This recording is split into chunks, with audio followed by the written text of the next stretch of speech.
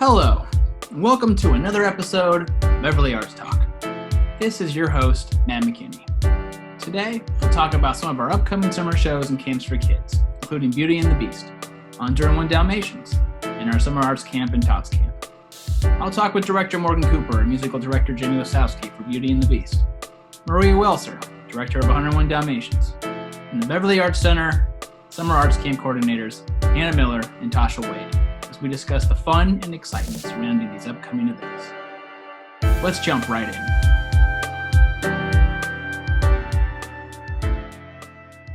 All right, welcome to Beverly Arts Talk. Today I have Morgan Cooper and Jimmy Wasowski.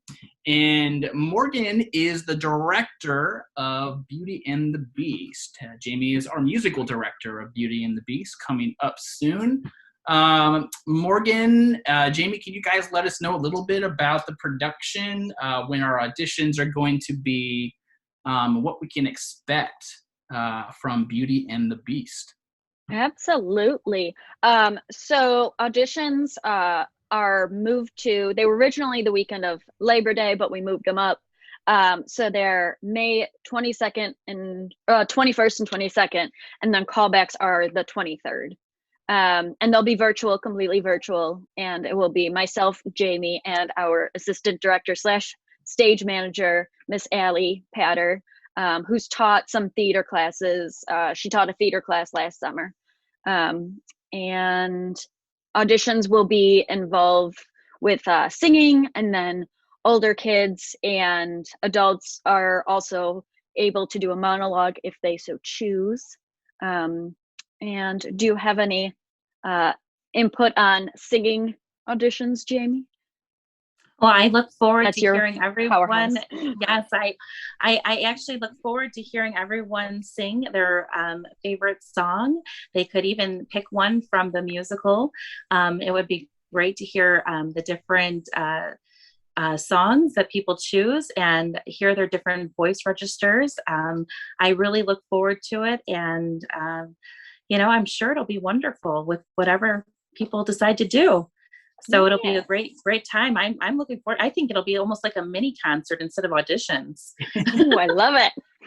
Now, when you do a musical, this is always interesting to me. You've got the acting part, you've got the music part, right? And you've got, you've got to make them all work together, right? So exactly. Where does the music director come in, and where does the director come in? Can you guys just speak to that a little bit so our audience knows a little behind the scenes of what happens in a musical? So director wise, I do the whole overall portion of the production, and so I have input on costumes, and I have a costume designer, but I'll say if I like something or not, and also input from Jamie and Allie is always welcome. Same with the set, and I decide where people are standing, and I'll also be choreographing, and it'll be basic choreography because we still have to stay 6 feet apart, if not more. So everything we'll be doing lots of jazz squares and things like that to keep it nice and easy, but then also to then keep the Beauty and the Beast is more focused on the songs and vocals, and you can make it a dance heavy show, but the music is just so beautiful that we want the nice focus on the music. And then I also, with casting, and then seeing different things like how people are in a scene together, and seeing which, in the casting portion, seeing who works the best, because we could have someone who fits a role really well, but then if they don't fit in well with the other people we want to cast in those roles, can we somehow mesh them together, or should we consider another person? And musical director. Yeah, I honestly think that, we'll have a great time kind of hearing the different voices that people bring. It'll be nice to kind of hear what, how loud or soft people are able to project with their voices. It's always interesting to, working with people in sectionals. Will definitely be able to do some of that if people need extra work on learning their parts. we'll dissect the song a little bit. I love dissecting the music, and then working on those individual parts, so that way it can be a nice cohesive sound, and it'll sound beautiful, I'm sure, with everything that comes together, especially with the acting and the music. Jamie and Morgan, those are great answers, but I have some questions just about how auditions work with the virtual versus the in-person audition. I mean, there is a difference, right? I mean, when you're on stage, there's a little bit of a presence, right, that you can kind of feel, you might not be able to feel in a virtual, and also with singing, right? Because we're talking about projection, you have to be able to project to the back of that theater. That's a lot harder to tell, I would think, in a virtual audition. What do you guys think?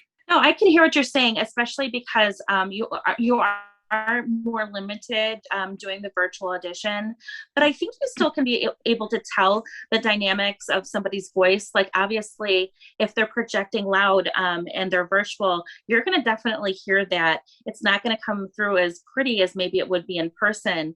I can speak from experience doing some of my own singing virtually with my Songbirds class. So I know that, one way that people, at least in my experience, will be able to do it is if they're singing a cappella, they can do that fine. Play a recording to sing along to, almost like a karaoke. And there's plenty of ways that we can navigate that with them. But Morgan, did you have anything to add to that, or? Yes, so fully agree. And also you can tell when someone is, even if they're nervous, when they really enjoy the song. And that's why we're totally fine with you picking the song, whether it's from the show or from a different Disney film.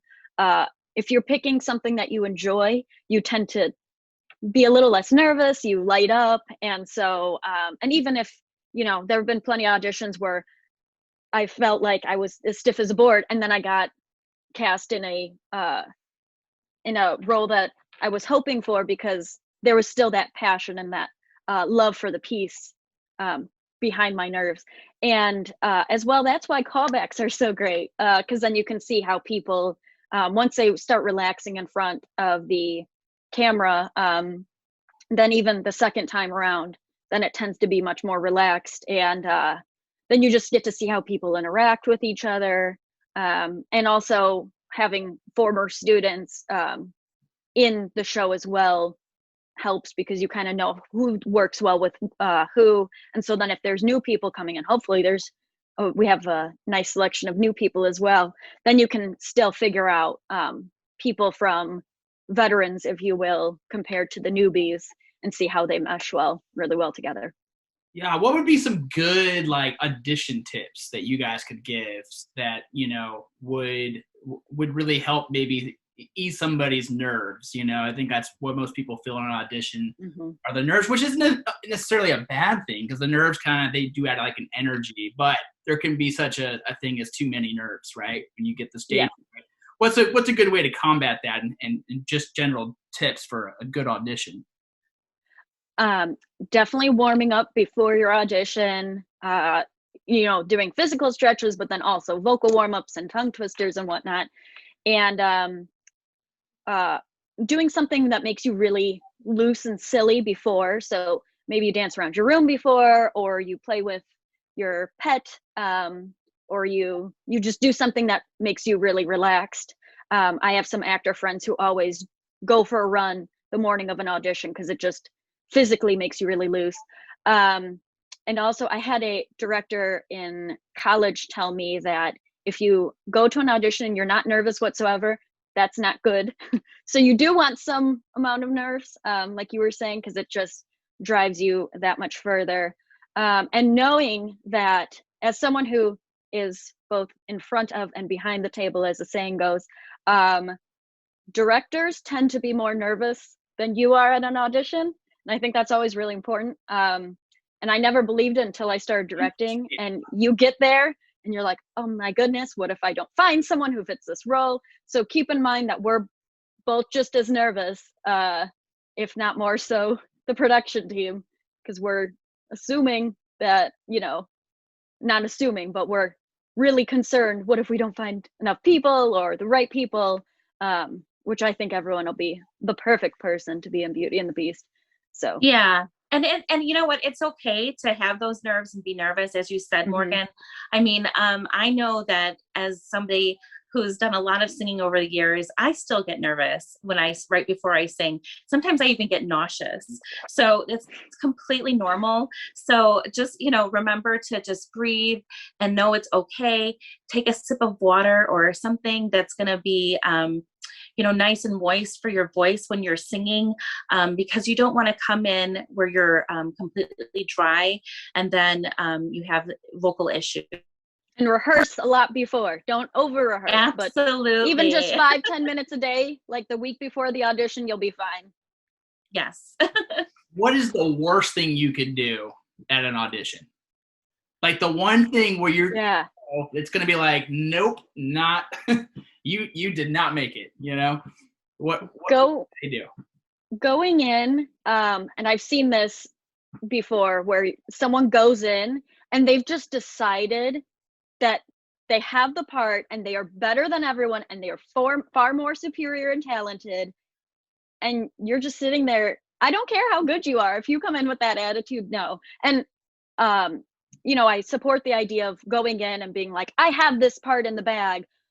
But then once you add in I'm better than everyone else here, I'm more experienced, then you can always sense that when you're the auditionees, when you're in our position, you're casting. Because I would rather have someone come up really nervous and, forget their lines or just do a portion of it and then run off the stage than someone coming in being like, I'm all that in a bag of chips. Yeah. But that's not confidence, what Morgan described. So, it's really important to know the difference. And being prepared and ready is being confident, but coming in and looking down on other people because you think you're the best, that's not the way to go. And we can definitely sense that. Yeah. We don't want the arrogance. We want the confidence, not the arrogance. Right. And there's that line, but it when it's crossed, so. It's very obvious. Right. Absolutely. There's no shortage of egos in the arts. So. No. At any age, so. All right. Anyway, let's talk a little bit about all of the safety precautions that we're going to be utilizing and applying to our production for Beauty and the Beast. Give us a little bit about how you plan to run rehearsals with all the social distancing and sanitizing the rooms and, the prop sharing. I know we're not going to be able to share props. So speak to that a little bit if you ladies would do that. So we'll be, depending on cast size, we'll be double casting. So then that'll also help with how many people are in the room. But we'll be making rehearsals. All of rehearsals in June will be completely virtual, just to help ease minds. And then if people want to stay virtual, and it's a hybrid show, so if people want to stay virtual after June, then they can, and then they'll be in the production on screens. But then people who come in person we're requiring masks at all times. And the only time you can take off your mask is if you're having a sip of water, but no food or anything. And as well, dressing rooms will be scattered throughout the building. So we won't have the traditional backstage dressing rooms for everyone. We'll be nice and spread out. And as you said, no prop sharing, no costume sharing, of course. And everything will be spaced so it's 6 feet apart, and everyone will be masked also during the production, including Belle and Beast, just to further make sure. And if anyone prefers to wear the face shield, the clear face shield as well, we're totally fine and understanding with that. And I'm fully vaccinated, so there's a little extra. And me too. Safety precautions. So there we go. And I know Atlee is as well. So your whole production team is nice and safe. Now, with the mask wearing for the production, does that get involved in the actual story? You know, do we have a pandemic in Belle's world, or how do you? It's one of those things. You're on stage, and there you do see the mask. It's not like you can ignore it, you know. So does that become a part of the story? Well, we can't rewrite the script for copyright reasons. I think we can maybe add in a little, like, we're wearing this because, you know, for safety precautions. So I think we could work that into the story somehow. But I also think it's okay if we don't fully acknowledge it, to just kind of be, this is how it is. So I think it would just kind of more depend on, once we're there, how we want the feel to be. Because we also don't want it to be a constant reminder of, we're still in quarantine. Sometimes you just need that little bit of escape despite wearing masks. And honestly, I think if we keep pointing it out, like, it could become a distraction from the actual story and the music that we're trying to portray on the stage. So personally, I would think that we wouldn't want to, like, point it out too much, and just pretend that it's as normal as possible, like a regular production. Yeah, I can see both sides of that, you know, because I think no matter what it would be, you know, there's always going to be a distraction of the mask. Yeah. I guess we're all kind of used to it. We walk into a store, a million, you know, and on the flip side of that, when I go to Indiana, no one's wearing a mask. So right. This isn't normal, guys. Let's get back to the masks, you know. But anyway, are you guys going to be rehearsing outside or if possible? Yeah, I'm definitely, because I always find that it helps people just really, especially when you keep, you hit that point in a rehearsal sometimes where people just start overthinking their lines, overthinking their blocking. And so sometimes when you just remove yourself from the actual space you're going to perform in, and going outside, it helps so much. Just because I think everyone just feels calmer outside. But then it's also just nice, you get more space, and then it also helps with a lot of the beginning of Beauty and the Beast takes place outside, and then we see throughout the show where Belle and Beast go outside at the castle. So then that also just helps with actors, especially actors beginning, where they're visualizing, oh, well, I'm inside right now, but I remember that one time we rehearsed the scene outside, and so I'm listening to the birds, and oh, look, Belle walks down the road. And and also it just helps that with depending on what rehearsals are, since we'll be splitting off into different rehearsal rooms and things like that. So if we could get outside and take up less room, so then there's one less room to clean, then it would be great. And Jamie, so when we have our singers up there, are they going to be wearing masks that are created for singing? Or I had heard that you might be looking for some special masks. Yeah, so singers masks do exist. I actually purchased one from, there was a website for Broadway singers that I purchased mine from. And I also know that there are other masks where you can actually see your face while singing and performing. So I'm going to look into some of those different options for us to see what we might be able to use for our production. Because I think that we want to be as safe as possible, but at the same time, have a great experience. So that's, really important to kind of make sure we have the right kind of masks for everybody. Yeah, and how do they differ? Like, what is a singing mask? What does it have that a medical mask doesn't have? So a singing mask, like, it's kind of funny. It looks more like a duck beak, like how it comes out a little bit more, and it gives more space in there. Whereas when you're wearing a regular mask, your voice might be more muffled and hard to understand. So you're definitely able to articulate more so while you're singing and speaking with a singer's mask. So definitely something to look into for everybody. I personally am not a fan of the look of the singer's masks. I just think that they look weird. So So, but I want to look into what some of the other options are, like, so that we can actually see the movement of our mouths and maybe still hear the projected voice come through. So, it's just kind of going to be some experimentation, I think, at first, with those different types of masks, and see what is really going to work best for us, but also provide safety for everybody involved. Wow. So when is the production dates? When is that last weekend of August, right? So what are those dates? Yes. So if we have 2 casts, then we would we would open on August 27th and have 1 show, then have another show or August 26th if we have 2 casts.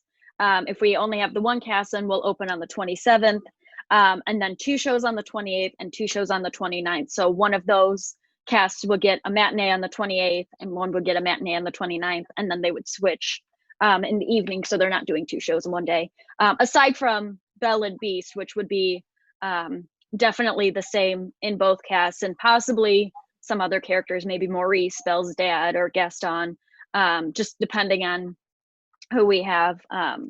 So there might be some characters but there would that are the same, but there would definitely be Belle and Beast are the same in both casts.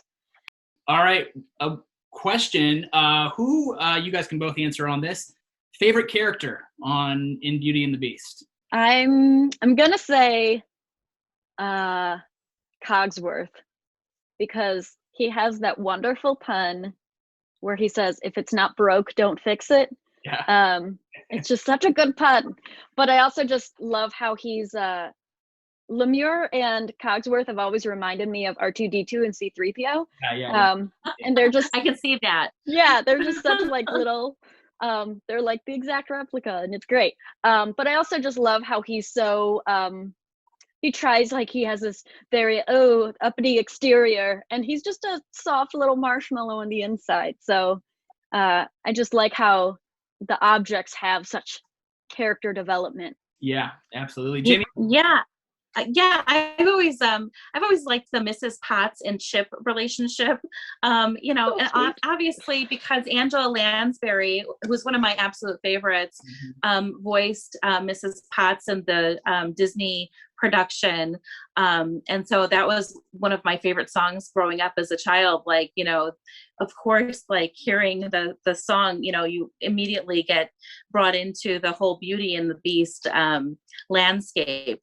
So I've always really loved that song, and Angela Lansbury, I think, really, did it for me. Yeah. Great voice. I mean, obviously the nostalgia, is everywhere with Beauty and the Beast growing up with it. What would be your favorite song then? Would you say it is Beauty and the Beast, the theme song, or do we? That's a great question. I love that song. It's just, there's so much nostalgia there. And that was the song that we would always hear played on the radio, actually, when the Beauty and Beast came out. So I really think that would probably be one of my favorites. But I absolutely love a lot of the music Gaston has one of the best songs, I really think, in the entire production. And if you've got somebody with a strong voice, it's just going to be outstanding. So, so there's a lot to work with Beauty and the Beast. Morgan, you got a favorite song? I really love the number where it opens to the village, and it's they're all talking about Belle, because there's so many different emotions happening all at once, and you have like the funny bits, and then you get like all this Belle backstory, and she's choosing a book over the bad guy that we find out is the bad guy, but we just think he's the annoying, rude guy. And I just think it's such an interesting dynamic that we see throughout the town. And everyone's like, she's so beautiful. She's so weird, but she's so beautiful. But then, where she's focusing on her intelligence and everything like that. So I think it's a really interesting dynamic. And as a kid, I always just liked the lady who says, "We need 6 eggs," and she's like all frazzled. And I think we've all turned into that woman during the pandemic now. So yeah. So, okay, well, I think we've learned quite a bit about this production. Is there anything else you guys want to add before we go take a break? Oh, an important, cool new feature about our BAC Stars production is normally we have either the professional series, where it's professional actors who are in the cast, or we have the kids shows. And so this is super cool because this is a really nice mixture of kids, community members, or the students' parents. And then also Belle and Beast will be professional actors. So we're giving the kids a really nice mixture of, still have fun and, enjoy theater. You don't have to treat it like it is the be all end all. Don't take it too seriously. Enjoy yourself, because theater is just playing and acting is just playing. But we're giving them that nice step up where, if you want to make a career out of this, here's where that learning the professional in and outs of theater, starting to learn the professional in and outs of theater. And I think it's just, even if you don't end up going into theater for the rest of your life, just having that experience as a kid, working with professional actors, I think is just so very cool. And then, your parents, your neighbors, your grandparents can also join in the cast. So I think that's a really cool idea that we're making this not only is it a show for families, but it can also be a family experience. And then it also just helps.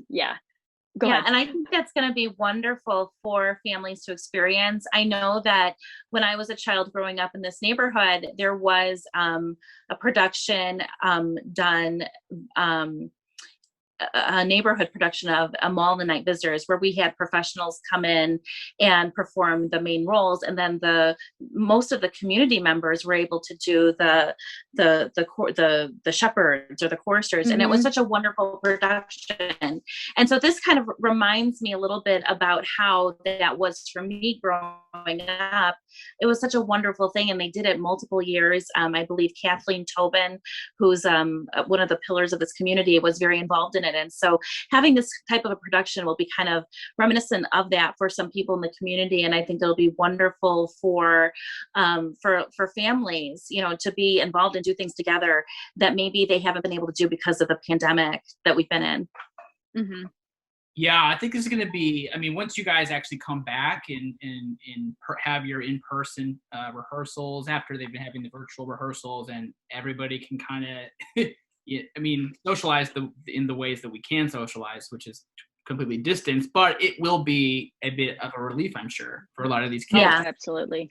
Yeah. In lockdown, essentially, for a year now. So, yeah, it's, I think it'll do good things for everybody. Mm-hmm. And I think it's a perfect show to come back from post quarantine, as here's this show that everyone loves, and there's so many cool characters you can connect with, and it makes everyone so happy. It's just one of those shows that you don't even have to be a big musical theater person or even a big Disney person, but there's certain things about that show that just make you happy and reminiscent. And so I think it's the cream of the crop to bring back. Oh yeah. And the parallels, between a yeah. castle of locked up, characters who have not been able to leave, and now, don't want to give away the ending, but That's why you come see the show, so you can find out the ending. Yeah. Exactly. All right, Jamie and Morgan, thanks so much for coming on Beverly Arts Talk. Looking forward to the Beauty and the Beast production. Yeah, thank you. This was wonderful. I can't wait. It'll be fun. And now, a small word about other upcoming events at the Beverly Arts Center. If you have dancers in the family aged 8 to 12, come take a free dance master class with the super talented, multicultural Chicago dance company, Circo Rivera. The dance company created new dance and music to explore strong personal narratives. The masterclass will take place on Friday, June 11th, from 6 p.m. to 7 p.m. Students 13 to 18 years old who are interested in participating should contact Artistic Director Carly Bishop at carly@beverlyartscenter.org. All participating students must wear a mask, a solid color leotard, footless tights, as you may dance barefoot too, and ballet slippers or black sweatpants, white t-shirt, and ballet slippers. Then come see Circo Rivera perform on Saturday, June 12th at 7:30 p.m. The audience will experience some of the new 2020-2021 work, which is a reflection and response to the pandemic and racial injustice movement. The show is appropriate for all ages and will be about 75 minutes long. Tickets are $24 for non-members, $22 for members, and $10 for students registered for a sofa dance workshop. All right, welcome back to Beverly Arts Talk. This is your host, Matt McKinney. I have with me today Maria Welser, who is our director of 101 Dalmatians. 101 Dalmatians is the BAC Little Star Production for students ages 4 to 7. All right, Maria, welcome to the show. What can you tell us about 101 Dalmatians? Just give us a little bit about the story. I think maybe some of us have seen the film at some point, or the films. But then about how the BAC plans to do it and how we all plan to do it safely with our COVID-19 protocols. So I will give you the stage, Maria. Hi, Matt. Thank you for having me. Well, I'm really excited to get started on 101 Dalmatians with the BAC because it's just such a heartfelt tale about community. You know, it's about two dogs uniting together to not only just save their puppies, but save a bunch of puppies from a pretty fabulous but devious villain. To talk first about safety, because I know that's on everybody's minds right now, I know the BAC is making safety and protocol a top priority. We do temperature scans and distribute hand sanitizer before every rehearsal, and we will require masks. Now, I know some people are a little concerned about, my child doesn't want to wear a mask. It's acting class. Why are they wearing a mask? The great thing about doing 101 Dalmatians is that most of the characters are animals. So the majority of the, acting is going to come from their physical body movement and their voices.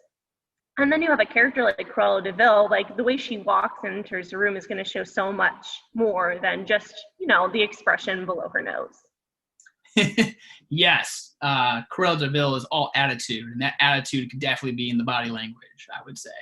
Mm-hmm. I'd agree with that. I'm really excited for that character specifically. When are auditions taking place, or when are classes beginning for 101 Dalmatians? Classes will begin June 8th, and we will have rehearsals that day. We will be having classes on Tuesdays throughout the summer, leading up to our show August 7th and 8th. And the reason for this is I know that a lot of families like to travel. They like to, see people and do things on the weekends. And we want to still give them their summer weekends free. What are some of the ways we're going to do the performance? I know we're doing sort of a hybrid, so we might have some virtual acting going on. So we want to be as inclusive as we can, make sure everybody can be a part of it that wants to be a part of it. So let's talk about that. Are we going to zoom in some of the students possibly? That's a great question, and I think that's to be determined. If we want to have a live performance, we would definitely consider zooming in the students, or maybe even doing like Google Meets, because I know that's been popular. One of my friends who runs a theater company in Indiana, they have supplemented their live performance with recorded performances. So that's where all the kids meet up at a certain time. They record in advance, just in case there's any technical difficulties where they can fix those or even have another recording before the showing of the show. Yeah. And ages 4 to 7, that can be maybe a little bit, we're just starting to read, right, at 4 to 7, right? So how are we doing our lines, or is it, let's go over that a little bit, how you plan on having the students learn everything. Absolutely. Now, you brought up a great point. 4 and 7, they're just learning to read. They're just learning to work together as a team. So when it comes to things like lines and lyrics, it's going to be short and it's going to be repetitive. So that means that we're not going to give them pages upon pages of lines to memorize. It'll be a sentence here or a sentence there. And we do that, 1, to help them memorize, but 2, for like equity. We don't want to give one kid all the lines. And when it comes to repetition, that's going to be very common in the songs and the dances. If they can learn 2 8 counts of a dance, and then you repeat those 8 counts a couple other times throughout the dance number, then they know 2 minutes worth of a dance by just learning I'd say about 30 seconds worth of choreography. Yeah. Yeah. Now, and when you do the choreography, are you kind of inventing it as you go when you're there in the theater, or do you kind of think about it? Is it like visual in your head? I've always wondered this about choreographers. I mean, I'm married to a choreographer, and I don't know this answer, but where what how does that happen? Give me the how choreography works in the mind of a dancer. That's a great question. I always like to experiment on my own before I get into the rehearsal space. So usually it takes me a couple weeks where I'm with the music and I'm dancing it on my own, and I'm writing down steps for how I want the dance to go. But you could plan out something that goes perfectly for you, but then you put 4 or 5 kids on it and somehow it's not working. So it is a lot of preparation in advance, but then also being aware of the space and being aware of your group. Because if you have something planned out that obviously isn't working for the space or the group, you gotta improvise or you've gotta adjust. An example of this is I directed Anything Goes a couple years ago at the Summer Place, and I also choreographed. And I had this one dance step where everybody was supposed to chasse in the same direction, and everybody always got jammed, and I'm like, what is so wrong? It's just a chasse, it should be easy. And then I realized they just didn't have enough space to do this step.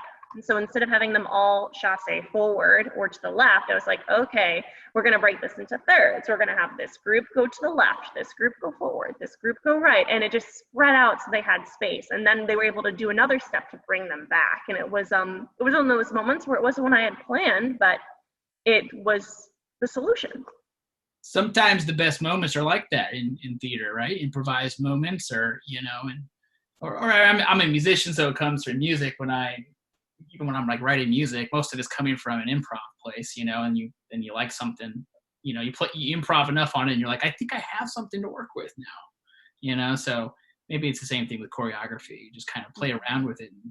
And, there's, cause you are very versed in theater, a lot of, when you're doing improv theater, I mean, it's all about, it's all about just coming up with the stuff, right there on the spot.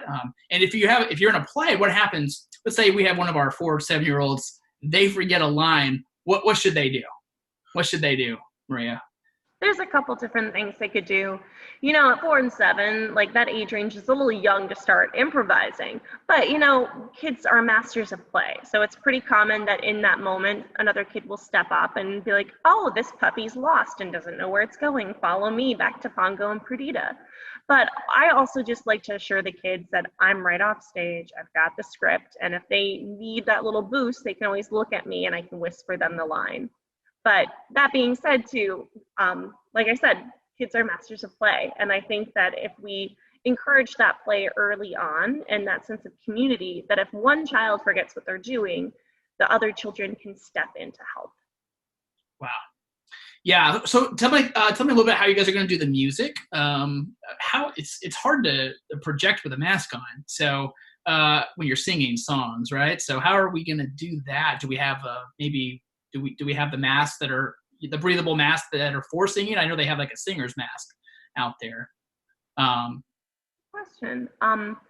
We definitely will look into the type of mask that we expect kids to wear, because obviously some masks are easier to speak and project in than others. There is also something to be said about, finding a way to be socially distant during those like big singing numbers. Maybe it could be a moment where they're allowed to take off their masks to sing a couple lines. But that is still something to be determined and not something that I want to give any definite answer on yet. Yeah. Well, anyway, I think it's going to be fascinating. Can't wait to see 101 Dalmatians. Are you working with anybody else on 101 Dalmatians, or are you just doing it directing? I know you're musically directing and directing. You're doing everything. I'm definitely going to be reaching out to different people at the BAC for tips and advice and resources, because I plan to tackle this project the same way I've worked with several different summer camps, where the kids are the ones in charge, where they're the ones who are maybe creating drawings to help design the backdrop, or even coming up with ideas for things they want in their costumes. So I really want it to be a kid-centered and kid-driven project where, this is for many kids, their first taste of theater. And I want them to know that there's a lot of different options within the theater that they can pursue. Yeah, I'm so happy you brought that up. The costumes, the set design. So the kids are going to be very much a part of that, doing all of the. Absolutely. I mean, you'd be surprised with what kids do when they have freedom to choose their costumes. Today, I teach 3rd grade, and we had Decade Day. And earlier in the year, we learned about the Great Chicago Fire. And so many kids were dressed as decades. And then one girl came in dressed as Mrs. O'Leary. And she had a gray wig and an apron and the whole 9 yards. So like when you give kids the freedom to be like, this is what we want, like, how do you interpret it? They can come back with some pretty interesting responses. Wow, that's fascinating. The Great Chicago Fire. Wow. I think there was a cow involved in that too, right? Oh yeah. We talked all about that. It's interesting because I work at an arts-centered school. So the kids, when we were learning about the Great Chicago Fire, wrote monologues and like scenes to show their understanding. And one kid like wrote a very comedic scene about how the cow was like, I didn't do it. That's awesome. Wow. Well, looking forward to 101 Dalmatians. I'm sure it'll be a very creative tour de force of a production. So thank you so much, Maria, for coming on the Beverly Arts podcast. Is there anything else that anyone should know? Just the dates, probably. Yeah, so just to repeat myself, on Tuesdays, it will be from 4 to 5 p.m. starting June 8th. Our show is on, double checking, the 7th and the 8th of August. We have a matinee on the 7th and an afternoon show, the 8th. All right. Well, they can buy tickets on our website, www.beverlyartcenter.org. That's www.beverlyartcenter.org. All right, Maria, thank you so much for coming on Beverly Arts Talk. Thank you for having me. Come see one of Shakespeare's hysterical comedies with The Comedy of Errors. Aegean travels to Ephesus with his son Antipholus and servant Dromio. Antipholus learns that he has a twin brother separated from him at birth and assumed lost at sea during a shipwreck in his infanthood. The other set of twins, also named Antipholus and Dromio, live in Ephesus, and the new arrivals cause a series of hilarious incidents of mistaken identity. Performance dates are Friday, June 18th and 25th at 7:30 p.m., Saturday, June 19th and 26th at 7:30 p.m., and Sunday, June 20th and 27th at 3 p.m. Performances will be held in the BAC courtyard. All right, now for an interview with camp coordinators Hannah Miller and Tasha Wade as they discuss Summer Arts Camp and Tots Camp at the Beverly Arts Center. All right, welcome back to Beverly Arts Talk. I have with me right now our Summer Arts Camp coordinators Tasha Wade and Hannah Miller, who are here to discuss a little bit about Summer Arts Camp this year and some of our safety protocols that we have in place. Welcome, Hannah and Tasha. Thank you so much for coming on Beverly Arts Talk. Would you guys like to discuss a little bit about Summer Arts Camp? Yeah, absolutely. So we're offering two types of camps. We're offering the regular summer arts camps, excuse me, which is more for elementary age through almost middle school age students. And then we also offer the Tots camp, which is for our youngest learners, for our preschool age students. And that's also, the Tots camp is also an option for a half day or an extended full day program. So there's more choices there. Perfect. Yeah. So tell us about some of the things you guys have going on for Summer Arts Camp and what you plan on doing with some of those themes. So, hi, I can talk about that a little bit. So one of the themes that we have is we have Lego. We're going to be doing a lot of different activities with the students, different art programs, theater arts, regular fine arts, music. We're going to get outside. The students will be having outside breaks, at least 2 per day. And we're really excited about the program this summer. We're hoping to get a lot of students in grades 1st through 6th grade, potentially. And yeah, that's it. All right. And this is going to go all summer, right? Starting week of June 7th and then go until the end of August. Yeah, through the last final week of August 27th. Yes. They're all 2-week sessions. as well. The themes include Get Your Brick On, which is Lego building, Pirates Life, which is a theater-focused camp, Heroes Among Us, talking about like firefighters, soldiers, police officers, finding ways to celebrate the heroes, especially after this past year. Love Your Neighbor, which will be more of our fine arts camp. So creating crafts and mixed media art. We'll also have a science camp, Going Green, and I know one of our teaching artists is very, very excited to have a gardening class for that as well. And Legends and Warriors, which will be our film-themed camp, where hopefully some students will learn maybe a little bit about screenwriting, maybe some stop motion if we can. And of course, we have some of our favorite teaching artists coming back to teach like combat and fighting as well. So that'll be a lot of fun. Wow, sounds awesome. And I remember from camp that my favorite part was the movie day, which I think is on Wednesdays, right? And we will often watch that on the big projector screen. So I remember from last year that was everybody's favorite. And hopefully this year we'll be able to get back into the theater to watch it on the projector screen. So we really feel like we're inside the movie theater, but we don't have to leave the building, which is really cool. Yeah. Now, what I think some people might be interested in hearing is just how we're doing our, with all the COVID-19 policies and protocols in place. You guys kind of discuss what kids will have to do all day and how we're making that fun, wearing a mask all day long. Right. I can talk about that. So we're going to, based on the CDC guidelines, we will make sure that the students are 6 feet apart, are wearing their mask, are social distancing. And we do a really good job of making sure of that. Each student has their own area within the classroom that they have to stay within. Just making sure that everyone is safe, the students, staff, everyone remains safe during the duration of camp. And Hannah, do you have anything to add to that? Yeah, so we'll take outdoor breaks and have outdoor recreation time as the weather allows, of course. Students will be bringing their own craft supply baggie. That way we don't have to worry about sharing supplies and shared touched surfaces as well.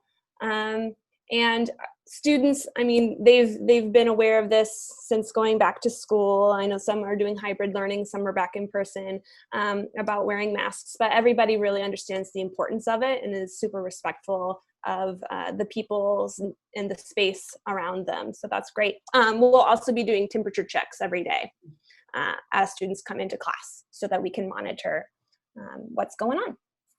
All right. And then we also have a pre-camp and aftercare. Is that correct? So yes. Yeah. Work a little bit earlier, you can sign up, I believe, for that. Yeah, pre-camp starts at 7:30, so it's that first hour before camp. 7:30 to 8:30 is when camp officially starts, and then aftercare extends from 4 to as late as 6 o'clock after camp. Awesome, cool. Well, sounds like we're gonna have a great summer with programming in the summer arts camp. Let's talk a little bit about Tots Camp for a second. I know it's for the young ones, so. Let's discuss that a little bit and some of those themes. And yeah, Tasha, do you want to? Sure. So in terms of Tots Camp, it will be also very fun for the little ones. That is for age 3 to 5. We have to make sure that the students are potty trained. And we ask that the students also, in following the guidelines, the CDC guidelines, the little ones, we're asking that they wear masks also, just to ensure that all the students and the staff are all safe and remain safe. So similar to the other camp, we will make sure that the students are 6 feet apart, make sure that they're supervised going to the bathroom, and just make sure that everyone is safe. And we have some really fun activities with the students, kind of trying to get them ready for pre-K, and for some students, trying to get them ready for kindergarten. So we'll go over some things such as letter recognition, sound recognitions, but they also will get some arts, some fine arts, some crafts, some music, also in the Tots Camp also. So we're really looking forward to being a part of that this summer. Fantastic. What are the hours for Tots camp? So I think that's a half day, correct? For yes. See, the first half, if you're just doing the mornings, is 8:30 to 1, I believe. With you also have the pre-camp option there as well. And then the extended day camp goes all the way to 4, just like the regular camp does. Also with the option of aftercare. One thing that we do want to stress with the Tots camp is not having students there pre-camp through aftercare. So if you are looking to partake in one of those programs, we would ask that you have to pick one, either pre-camp or aftercare for those age groups. Right.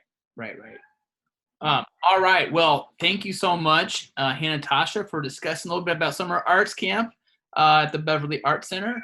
If anyone out there is interested, you can go on the website at www.beverlyartcenter.org, and you can buy tickets for the camp. The tickets are on sale right now. Right now. So go right now and get those tickets for Summer Arts Camp. All right. Well, thank you so much, Hannah and Tasha. Is there anything else you guys want to add? No, we look forward to seeing everybody this summer. Yes. All right. Thank you guys so much. Thanks for listening to another episode of Beverly Arts Talk. This has been your host, Matt McKinney. Feel free to donate on our website at www.beverlyartcenter.org. We'll see you next time. In the meantime, please be safe and be well.